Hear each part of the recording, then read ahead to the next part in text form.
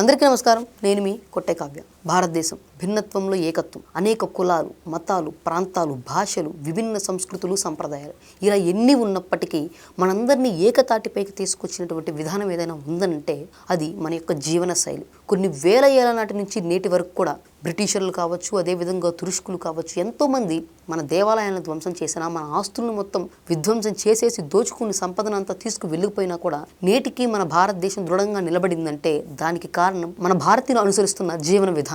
మరైతే ఆంధ్రప్రదేశ్ మాజీ సీఎం జగన్మోహన్ రెడ్డి గారి దగ్గర నుంచి ప్రస్తుతం తమిళనాడులో ప్రతిపక్ష హోదా ఎట్లా ఒకటి సంపాదించుకున్నటువంటి ఉదయనిధి గారి వరకు కూడా అందరూ సనాతన ధర్మం మీనే పడి విడుస్తున్నారు. ఇక్కడ ఆలయాలను ధ్వంసం చేస్తే అక్కడ సనాతన ధర్మాన్ని ఏకంగా నిర్మూలించేస్తారని చెప్పని పిలిపిచ్చేస్తున్నారు. గతంలో కూడా ఉదయనిధి స్టాలిన్ ఇలాంటి వ్యాఖ్యలు చేయడము, దీనిపై సాక్షాత్తు మద్రాస్ హైకోర్టు మొట్టికాయలు వేయడం కూడా జరిగింది. అయినప్పటికీ ఇటీవల జరిగిన ఎన్నికల్లో అటువంటి మాటల ప్రభావం ఎంతగా ఫలించిందంటే అధికారం మొత్తం కోల్పోయారు. పోనీ అధికారం పోయిన తర్వాత ఏమన్నా మారారా అంటే తాజాగా జరిగినటువంటి అసెంబ్లీ సమావేశాల్లో ఆయన మళ్ళీ సనాతన ధర్మాన్ని వ్యతిరేకించడం కాదు, దాన్ని ఏకంగా నిర్మూలించేయాలని చెప్పని మాట్లాడారనమాట.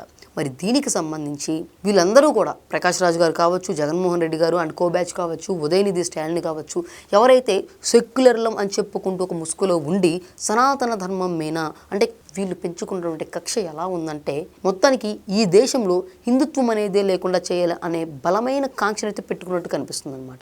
ఎందుకంటే గతంలో మన భారతదేశంలో చూసుకుంటే ఎంతోమంది తురుష్కులు వచ్చారు, మన యొక్క సంపదని కావచ్చు, జ్ఞానాన్ని కావచ్చు కొల్లగొట్టారు, తగలబెట్టారు, దోచుకుపోయారు, అన్నీ చేశారు. ఇక తర్వాత బ్రిటిషర్లు వచ్చారు, ఇదే పరంపర కొనసాగించారు. కానీ ఇలాంటి వాళ్ళు సనాతన ధర్మం మీద దాడి చేసిన ప్రతిసారి కూడా వాళ్ళని ఎదుర్కొనేందుకు సిద్ధంగా నాడు మహారాణా ప్రతాప్ గారి దగ్గర నుంచి ఛత్రపతి శివాజీ గారి వరకు కూడా ఎంతోమంది యోధులు పోరాడారు, వాళ్ళకి తగిన బుద్ధి చెప్పి పంపించారు. మరి అలాగే ఈరోజు ఒక సోకల్ బ్యాచ్ అంతా వచ్చి మేము వ్యతిరేకించము, దీన్ని అసలు ఏకంగా నిర్మూలిస్తామంటానికి ఇదేమైనా ఒక మతమా నిర్మూలించడానికి?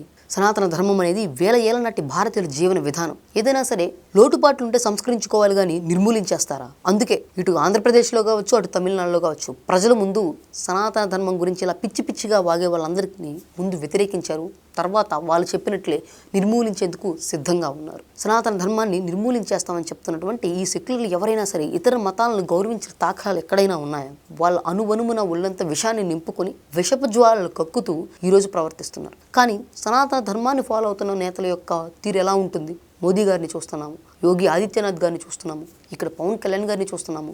వీళ్ళందరూ కూడా తమ మతంతో పాటు ఇతర మత ఆచార వ్యవహారాలు అన్నింటినీ కూడా గౌరవిస్తూ ప్రజలందరికీ కూడా యూనిటీ ఇన్ డైవర్సిటీ అంటే ఏంటి, భారతీయతత్వం ఏంటో క్లియర్గా వాళ్ళ యొక్క జీవన వైఖరిలోనే చూపిస్తూ ముందుకెళ్తున్నటువంటి నేతలు. సో క్లియర్గా ఇక్కడ మనం గుర్తుపెట్టుకోవాల్సిన విషయం ఏంటంటే కూల్చేవాడు ఉంటే నిర్మించేవాడు ఉంటాడు, ప్రజల్ని బెదిరించేవాడు ఉంటే అదే ప్రజలకి ధైర్యాన్ని ఇచ్చేవాళ్ళు ఉంటారు. సెక్యులర్ ముసుగులో ఉండి సనాతన ధర్మాన్ని నిర్మూలించేస్తామని చెప్పనే వాళ్ళు ఉంటే మరి ఇటువంటి వాళ్ళందరినీ ఎదుర్కొనేందుకు నేటి తరపు ఛత్రపతి శివాజీలు, మహారాణా ప్రతాప్లు కూడా ప్రధానమంత్రి నరేంద్ర మోదీ గారు, డిప్యూటీ సీఎం పవన్ కళ్యాణ్ గారి రూపంలో నేడు మన కళ్ళ ముందే ఉన్నారు.